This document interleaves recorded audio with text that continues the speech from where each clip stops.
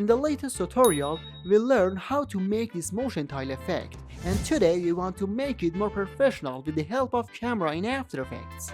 Now duplicate the pre-comp and convert those two layers to the 3D layers and set composition panel on two views.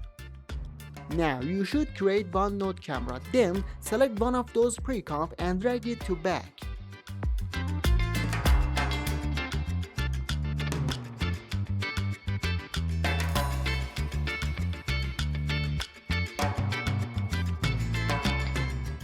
Select the front pre-comp, then you can delete keyframes of tile center or skip this step, but I think it's better.